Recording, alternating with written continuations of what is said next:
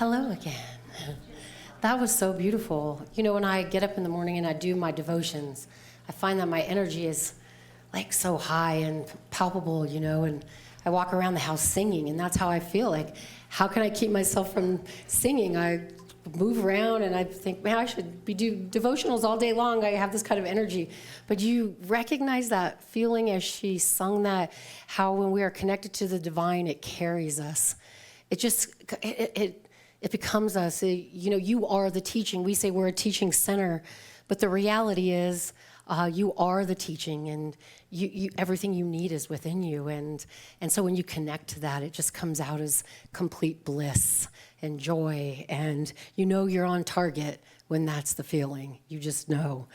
I talked about last week doing a gratitude practice, and I wake up now not even remembering how that I have to do it. No, it just is natural to me. Now I've created a new synapses or neuro pathway, and so one gratitude thing I'd like to share with you is about a year ago, I have a daughter. I had a falling out with her, and my grandson, who's now 7, and we didn't speak for a year. I needed to just detach and let her go and find her way. And every day I would just pray that the right time would come, and we were connected again. So, you know, just so many blessings. And I share this with you because we all have life, and we all have family and stuff. And, you know, it's real. I went to ministerial school, but it doesn't stop you from encountering the difficulties of life. And I love her deeply, and we're taking our time, and we created new synthesis, new ways of being, and it's just so lovely when you ground yourself in that, and you just give it all up, and you just wait patiently, and it proves the mystery of life to yourself. You allow the mystery, and the experience reinforces that you are it, and that it will help you navigate, or it navigates, however you want to say. So I just wanted to share that with you. You know, all kinds of things. Like, I bought a new stroller, and I was running through the airport when I was in Washington, and I couldn't quite get where we needed to get to fast enough. So this gentleman, you know, one of the baggage people, is getting my bags there. And I turned around, and I was like, oh, he's going to want a tip. All I had was a 50. And I was like, oh, your prosperity consciousness is being tested right now.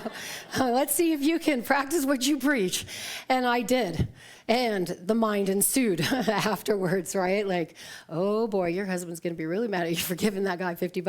But I would have had to pay more money to get on a plane, you know, all of this stuff. But when I settled down, and the voice that came into my head was, but what have I given you but so much more than that? I heard it like in audio, and why do you toil and worry? And when I have proven to you time and time again that I will sustain you. And I thought, oh, it was so beautiful. I have goosebumps. And so I wanted to share that with you because I was out looking for a stroller, and I wanted this particular stroller because it's like a mountain stroller, and you can go on. I'm trying to take care of this, and you can walk, and it's really nice for tall people, and they're very expensive. And so I've been looking Facebook, and they're very far away. Gilbert, like really, really far away. Some lady posted it one day, and she wanted $200, and I messaged her, and I said, would you take $150? And she said yes. And so I got $50 off this really nice brand new stroller. So it comes in so many ways, the gratitudes and the blessings, you know. So I just want you to know, if you have a gratitude practice, keep it up, because time and time again I'm shown that I am sustained through all the difficulties of this world. And it teaches me more and more to stay grounded in that perfection of who we all really are. All right, so did anybody hear about the church that went on a picnic? No. Well, the pastor placed a basket of apples on the table with a sign that said, take only one apple, please. Remember, God is watching. Johnny, at the other end of the table, saw the plate of cookies, and he placed a sign that said, take all the cookies you want. God's watching the apples. I thought that was so cute. Because I know I like to take all the cookies I want. For those of you who don't know, cookies are my favorite thing. Particularly a well-made chocolate chip cookie. Yeah, right, a well-made chocolate chip cookies. And I have discovered the bakery in town, Grandma's Bakery, who makes the best peanut butter cookie I have ever had. And so after I leave here on Sundays, we go there, and I buy 2 dozen that sustain me for the week. Because I used to buy like 6, and then my kids came, and they started eating them, so now I have to make up for the ones that they want. But if you haven't had their cookies, they're very good, and I really like those folks. They're a great group of folks. All right, so today we are starting to wrap up our 15 commitments of conscious leadership. We are going to cover the 3, 10, 11, and 12, which is approval, enough, and I have to read my paper today. Approval, enough, and well, I'll know it when we get to it. Let's start with approval because it's on this paper somewhere. But it's here somewhere, I promise. I read it. I don't know. I sent my teacher a message this morning saying, you posted a quote, and it kind of opened me, and I just felt everything fall away, and I really need to know what that quote is. And he's like, I don't know, was it this one? And I go, no, it might have been the really, really good muscle relaxers the hospital gave me. So, it's that kind of a day. But all right, so we're gonna move through these, and we're gonna reflect on the first one. But I wanted to address, Ernest Holmes. I'm gonna tie Ernest Holmes into these things, because as I said, the teaching is us. So whatever we take away from this series, it just kind of shows us where we might need to let go a little bit or tweak a little bit. But in reality, you are perfect, you are divine, you are whole, you are complete. It's our personalities that need a little work sometimes, right? Especially when they're in direct relation to somebody that's really annoying us. And the gift is that they're annoying us, although we do not see that when it's happening. But one of the reasons I really loved this book and I wanted to share is because we are a community and we want to move and breathe like this entity. I just see it flowing and moving and breathing, and things are going to happen and we're not going to agree. But there is always a conscious way of being present to move through these things. I will tell you, I'm not always the best at it, but I'm getting better. And I'm inviting you into that growingness of getting better and communicating. Ernest Holmes talks about we change our thinking and it changes your life. These words really encapsulate the conscious leadership concept that we can have profound change by directing our attention inward and letting the things that no longer serve us fall away. And well, how do we know what those things are? Well, because we look for a particular way. I feel like it's a built-in way of self-discovery when we are suffering, meaning we are unhappy or we're in shame or blame or guilt or fear or sorrow. Now, it is important to feel our feelings in every situation, but it's important to feel them and let them move through. And what I really feel this book did for us is it put some labels on things that you can name. I am better at working on things that I can name, right? And so when someone names it, I'm like, yes. Then I can see it as it pops up, and I can take full responsibility for it. So approval is the first one. Ernest Holmes often spoke of self-reliance. We must become that which we teach. We must become the teaching. It's one thing to go out and proselytize or talk to people or have all the answers. It's another thing to allow the teaching to become you. So you become the divine. So you meet every every conversation in a present, conscious way, right? Where you're really listening and you start to hear what's really going on in the underlying tone of the conversation. You can see that it is really, it's either about I'm not enough, it's about I want to be heard, I want to be seen, I want to be valued. And so approval really ties into all of those. Imagine if you're faced with a challenging decision and you seek the approval of others instead of turning inward to your own intuition. I can tell you this, I do this sometimes, right, when I'm uncertain. And what I promised myself and I have been working on and really took it into meditation when I was away is to be your own approval. And guess what? If it falls apart, it falls apart. You just pick it back up and you do it again. But you have to have a connection to the divine and a belief that doesn't really matter if you make a mistake, which I don't really believe there are any, or if you are responsible for a whole thing and it just doesn't work, then you step up and say it doesn't work, and what direction are we going to move in? But our protectedness of what we do to shield ourselves or sometimes not take responsibility is we can go out and look for everybody else's opinion but our own, and then we're struggling to make a decision. So we really have to tap into our own intuition, and that really comes from a dedicated practice, meeting with a practitioner, attending classes. One of the things that I value so much about Science of Mind is it turned me towards myself, and then that just blew up, and then I just got to see it from so many different avenues and ways. It opened a whole world for me. And once the mind has stretched to a new idea, it cannot return to its old dimension. You can't take a new stand and then, I will say this, your mind will want to take you back here, but it'll be really uncomfortable. It will be extremely uncomfortable.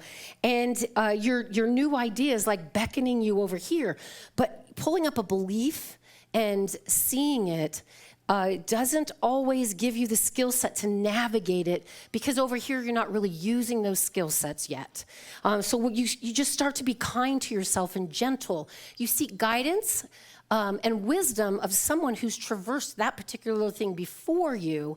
And if they have, they will always turn it back to you to tell you to trust your inner intuition. And then if they give you some advice, it really is more of a question to you more than a direction that you should go. When I started with my teacher, Rebe, I started at USAA, and I was there, a month. And I had come off of a 30-year career in banking. I took this part-time job, not very much money, and I was very eager to prove myself. And I had these two phenomenal women managers. I had not really experienced really great women managers like that before. And one of them, though, pushed my buttons. She did. I was so intrigued by her. And I just always wanted her approval, right? But I didn't know that that's what was going on. One time, a friend of mine who we had worked at Wells Fargo together, and we had kind of found our way at this company. We both started, and they had picked her to observe her phone call, and so the CEO could listen to her phone call. And I was like, why isn't he listening to mine? I have 30 years of experience. I have so much to offer. My calls are perfect. I always make the sale. Like, hello, why not me? So that afternoon, I went to my teacher, and I'm like, how am I ever going to get noticed or promoted if nobody listens to my calls? He's like, you've been there a month. Settle down. And he goes, what you need to do is go back to your friend and tell her how happy you are for her, that she got selected, and that you hope that everything that she dreamed of from that call comes for her. Because if it comes for her, it comes for you. It comes for you. And I said, okay. And so this manager, just from that point on, it was just really difficult to connect with her. And so one day I was sitting with my teacher, and I said, I want to be the best student you ever had. I did all my homework, and I read all my readings, and he was like, what if I told you no? You're not the best student I ever had. He goes, your personality would be crushed. And so he used to do this. No, never seek approval outside of yourself. You are always giving your happiness to someone else if you do that. Right? And in that moment, next day I go to work, and I'm looking at her, and I was like, oh, ding, ding, ding, ding. The bells went off. I was seeking her approval. And I went over to her desk, and I sat down, and I started to cry. And she's like, are you okay? And I go, I have been unkind to you, not even recognizing that it was your approval I sought. And the more I sought it, the more you pushed back. And she goes, oh, I know. I know. And I go, oh. And she goes, but you know what, Tracey? I wanted to make you stronger. And I knew eventually, my inner guide told me, eventually you would come and talk to me. And in that moment, we never had the relationship we could have had I not kind of went through this long journey. I'm condensing it for you. But we always noticed each other. We always said hi, and I always knew that she, if I needed something, I could go to her. And what I learned from that was to be my own approval. Now that has gone like this, like most things, right? It takes a while for those neural pathways to form. But let me just tell you, in life, and if you are one of those folks that are looking for approval, you'll know it. You'll know it because it really irks you when you don't get paid attention to, or someone doesn't think you're doing something special. I mean, our ego has all kinds of ways of doing this. And I would just invite you, if that resonates with you on any level, just take a breath and recognize that when you turn towards the divine and you say, the only approval I need is mine, which is its, right? You are the isness. And sometimes it can take a while, but be patient, because I am living proof that when you start to look at yourself, a lot will be revealed. It can be very emotional, but on the other side of that is the freedom and joy and bliss of your true nature. Moving on, we are going to go from approval. I am lost in my paper today. Why? Let me go back one. There we go. I found it. Enough. The second, or commitment 12, is enough. I am who I am, and that is enough. And I love that because they all tie into one another. Holmes often emphasized abundance of the universe, saying there's a power for good in the universe greater than we are. And it challenges us to really recognize that, or to embody it. It shifts us from a mindset of scarcity to abundance. Consider a situation. I think we could all probably at some point in our life relate to being financially strapped. And, we affirm certain things when we affirm that we don't have enough money, or we don't have enough, or we aren't enough. And that comes to fruition in many ways. But what Ernest Holmes really wants us to know is, I love this. This is my favorite quote of Ernest Holmes. Life is a mirror and will reflect back to the thinker what he thinks into it, right? So it's not like you're looking in the mirror and you're like, I think I'm beautiful. No, you are thinking it into consciousness, and the universal language is energy, emotion. So that energy, emotion goes out, and it brings you back the circumstance to show you what you are putting into the mirror. That's why it's your responsibility to know what you are energetically giving out to the world. And if you want something different, you have to change that energy. And then the people and places and things that show up will support you in knowing your new idea of yourself. My mentor, Sue Witter, said, I know I am doing the work when the people around me are loving me up. And I know I've slid the scale when they're not. Right? And I used to blame them. Now I just go, oh, you're not loving me up. I got to go home and do some more work, right? And then you go back, you get prayed up, and you come back, and the things will come to meet you are always telling you who you are in the universe. When I heard Dr. Teal, one time he gave a talk about money, and he said, when I go window shopping, or when I was young and I went window shopping, I don't have enough money for that too. I choose to allocate my funds to a different area of my life. It feels better, right? If outside of this room, if you say, I don't have enough money, if you say, oh, I choose to allocate my funds to a different area of my life, it just feels better. It puts you in the power of control, right? Well, the perception of control, we don't really have any, but it does give your personality self a way to traverse the old messages, create that new neural pathway, and then you kind of vacillate. And if you're like me, and I talking to my kids and they talk about that they don't have any money, I totally override the do not tell people about their life. With my kids, I reserve the right. And I'm like, no, say this. And my daughter was like, you say it. But enoughness comes from, I am not enough, meaning I was, that people maybe didn't treat me as well as I wanted to be treated when I was young, and it lowered my self-esteem and my confidence and my resilience. The things that come from that are of that mentality that I am not enough. And you will recognize that by the way you move through the world and the people you meet and the circumstances that kind of feel like they're pulling you down. And the glory of those things that kind of feel like they're pulling us down is it's inviting you to go, I don't want this anymore. I am enough. You were born enough. It does not matter what has happened to you.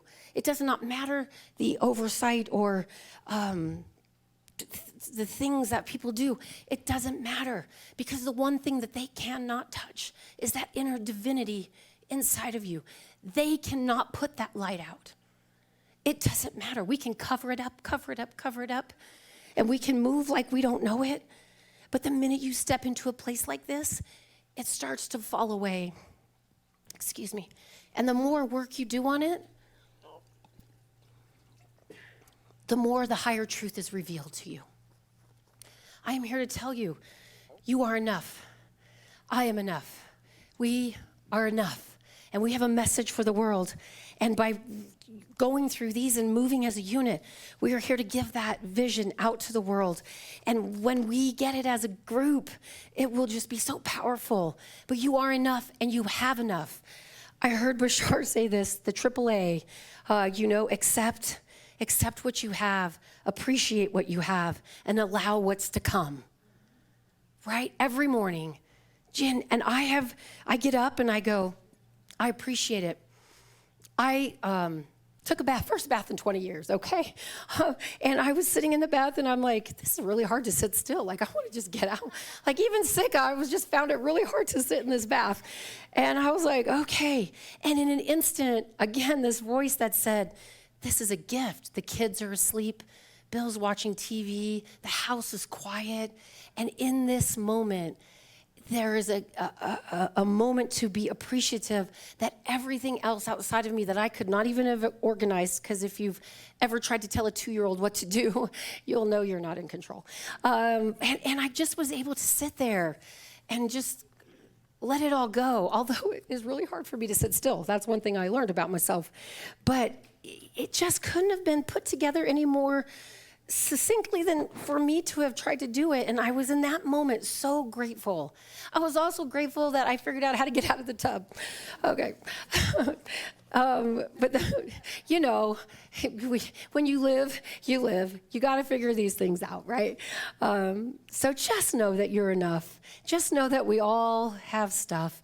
And just know that no matter what has happened, no matter how painful, let it go. Do not bring your past or your baggage. Don't be the person who puts strips it all off and says, okay, God, here I'm ready. And you throw it in the garbage truck.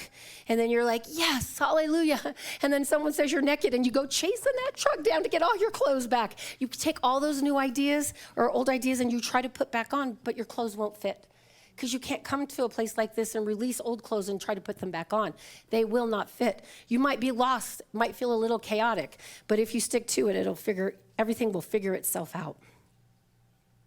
So in this powerful mindset, and excuse me, I've run out of breath, and we consider where you are financially, just think about the grace, the breath, the life, the love, and everything that you have. And just think about how wonderful it is and how wonderful life can be when you just take a moment.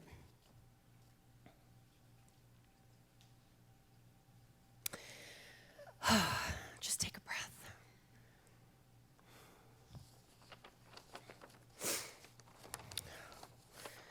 All right. So we talked about approval, and we talked about enough. And of course, I don't have 13 on the paper. Can you put it up there? So we're on 10. We skipped 10. Can you put it up here so I can see it? Because my copy and paste, I'm not the copy and paster, so exploring the opposites. So we'll make this one quick. Exploring the opposite is when you are in relation to somebody else and they see something differently than you do. Exploring the opposite is exploring paradoxes. It's holding two ideas that can mean the same thing differently. It's being with someone and listening to them and understanding them without your mind already knowing what they're talking about, right? Have you ever been in conversation and they get to like the you're in conversation and they get to the fifth word and you're like, oh, I know what's going on here. And you've already formulated an answer for them and they haven't even finished their statement. You've asked no questions. You have not approached from curious. You've asked no questions, and the person doesn't feel seen or heard because your idea or need for approval prevents you from being in relationship to what they might be trying to discover about themselves. So in exploring the opposites, we really just want to know that there is more than one way to see things. You can hold the idea of the divine and be in the world but not of it, is what's coming to me. Right? The idea of be in the world, but not of it. So when you are in the world, you are moving, breathing, and having your way in a presence that is not impacted by the way other people are moving and being in the world. You are so present that you can actually feel and intuit something that might be going on. But if you are present, the presence always brings a question. And the question that might come to your mind is always typically for you, although you might have a strong desire to state it to the other person, because there is only one. There is one mind, one God, one universal presence, creator, whatever you want to call it. And it is embodied through everything in the manifested world. And our minds automatically do duplicity, meaning it automatically breaks the world up into me and you. And when that falls away, there is only you, meaning your higher self. Now, I myself have not experienced this. I've read a lot about it. I've met people who have. But when you spend time with a master, you start to get the feeling of complete bliss, and everything in your body craves it. And when you touch on it, and that peace that emanates all understanding comes from you, the truth is all words fall away, all opposites fall away, everything falls away. And what's left is that one mind, one divine, one life, that which we call you. And the many come to the few, and then the one. So in closing with these three concepts, with this coming into the conscious leadership, it's really to help all of us to be more present, more aware, and more fully skilled in having good conversations and sharing ideas and learning to be honest and forthright and authentic, right? And to recognize yourself in everything that you do, meaning the way you move, your personality self, how it's been trained to move. And then to ask yourself the question, do I desire to shift? And if it's yes, then the universe will provide you every opportunity to do so, such as coming to here on Sundays. So as we embrace these commitments and we embody the conscious leadership style, we just want to recognize that perception shapes our reality. And as we clean our lenses, the abundance, the self-worth, when we work on these, our potential is unlocked. And Ernest Holmes says this: the secret of prayer is not to pray, but to live in accord with the principles of the science of mind. Let's live in alignment with these principles, knowing that as we do, we create a world filled with endless possibilities. And I really appreciate you hearing this out today and joining us. And I will just add to that, when you embody the teaching becomes you. You have infinite. There will be no worry, no fear. You will just recognize it and lay it all at the feet of your beloved, and your life will change. And I can say that I am a standing testament to that. And I have met many people out here who can say the same thing. Thank you again. Namaskaram.